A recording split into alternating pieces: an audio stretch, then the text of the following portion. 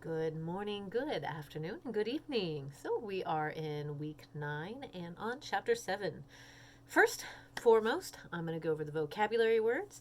I know that some of you might be using all the vocabulary words from all over the book, and let's hone in to only the stuff that I cover in lecture and in the PowerPoint. So if there was any confusion, this is the first semester I've had confusion on it, so it makes me wonder if you're watching the lectures and doing the PowerPoints. I don't know. So just as a heads up again, only do the words that we're covering. You don't need to go above and beyond because unfortunately that's kind of away from what we are trying to cover here. So, all right. So I know I say it every time. Oh, I love this chapter. I love this chapter. I think 6, 7, and 8 are my favorite because it really hones into the parts of language that we really use to manipulate. And I like to know when I'm manipulated. And when you really start to understand the ways in which advertising and politicians and however do that, it really opens your eyes and goes, well, son of a bitch. If only I'd known all this time what y'all were doing. So I think it really does a great job here in this particular chapter. Very much about this, you'll see, really does speak to advertisers and politicians and all that good stuff. So let us get on our way. So vocabulary words here we have denotation, we have connotation, reification. We'll talk about that in a little bit. Vagueness and ambiguity, those are not to be used synonymously. They are not the same word, okay? Doublespeak, euphemism, spin, jargon, gobbledygook, and romancing the product, okay? Again, some of these you'll go, oh, I see why we're doing this advertising project for this one, okay? Okay, so question for you. Is language powerful? Is it important? Yes. How and why? Let me tell you. So, when it comes to language, as you know, we use this to communicate, obviously, but there's a lot of power behind it. So, we use language to communicate feelings. How are we feeling? Are we angry? Are we happy? Are we sad? Are we mad? How are we feeling in the moment? All right. So, it kind of gives us this opportunity to express ourselves, especially internally. We ask for things if you need food or water, a hug. You know, sometimes we need some things, we have to ask for it. And that's when language comes into play, obviously. Okay. We use this language to argue and we use it to convince, right? So we want to convince somebody of something or we want to argue somebody something. So that's when we would use language. Also, we use it to explain and to clarify. Okay, so this is why it's very important, especially what we're going to be talking about in this particular chapter, why the things that we say are very important. Okay, so how are we trained to use language? Yes, we are trained to use language because if we all come to a consensus of how we say or do a thing, it's easier to understand how to do said things or however. Okay, so it's really important that we are very understanding of the way in which we use language. So we use it to ask questions and we also use it to not ask questions. Okay, so there's times when questions are very important, like when you're in class, you're trying to figure out how to do something. You message me and be like, hey, what's up?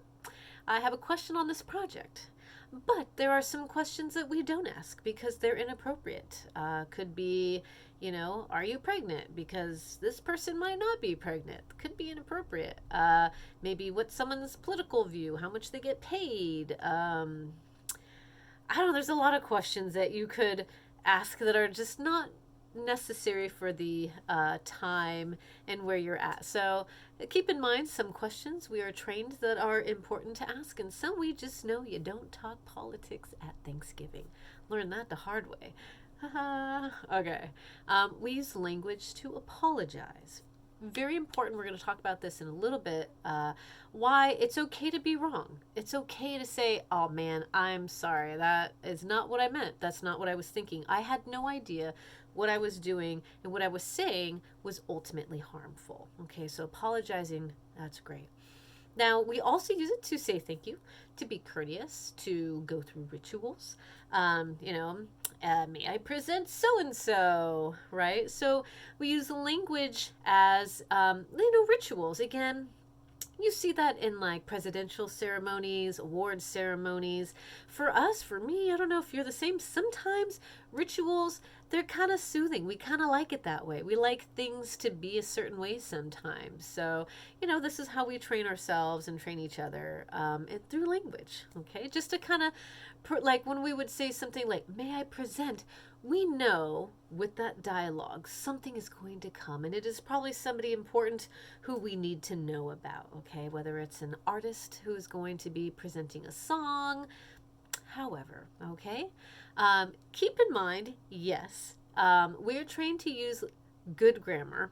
And the reason for that is communication. That's the biggest thing. Some people are like, oh, why? What do these teachers always pick on grammar? Because I need to understand what you're saying. Let's just be honest. For me, language is very important. And if I don't understand what you're saying, then it kind of defeats the purpose. So grammar is important. You'll see that when I grade some essays, I might say, this is confusing. Maybe it just needs another read through, another write through. And sometimes when we're writing really fast. We're just trying to turn something in. We kind of might not pay attention. So yes, grammar is very important. Okay. Also, we use this to be indirect. Maybe you might be saying something like, I want a cookie. May I have a cookie? Are there any more cookies? Because I ate them all. Okay. Just different ways in which we communicate with one another. All right. Now, can we be lazy about language? And can we take shortcuts? Absolutely. I see this take place all the time. Please do not take shortcuts in responses or essays to me. Maybe your math class is okay with it, maybe some other class, but when you're in my English class, and as much as if you've had my English 2 class, appreciate and respect creativity in the English language, be mindful. Please be mindful. Okay, so when it comes to being lazy or, taking shortcuts, I will admit, I love myself a good rap song, okay? And I love that because there's this creativity in finding new ways of saying something that we say all the time. And what do we say all the time? Ladies and gentlemen, cliches. Cliches, cliches, all the time. People do it in the love songs, they do it in the poetry, they do it all the time. And it's like at some point, unfortunately, cliches sometimes just say the thing that you want to say, but you don't know how any other way to say it. Like, I work like a dog. I'll be honest, I've never actually seen a dog work. I've never seen my cat work. He's sitting on his butt right now, licking his toes. It's just, so I don't know how that cliche came about. But we think about cliches, so they're cliches for a reason. We use them all the time because they work. And it's just easy sometimes to say that instead of think of some new way of saying it. All right, slang. Okay, here's one for you. Shakespeare created about 500 of the words that we use today. 500. Okay, all kinds of new words into the English language in his work. Just one about it, right? As a heads up, Shakespeare is actually pop garbage for his time. Okay, it was purely for entertainment. That was all it was for, but yet we hold it very close to our hearts like it is something Shakespearean. But the reality is he was just a pop star for his time. And he just created a whole bunch of words that we use now, actually. So give me 1 second.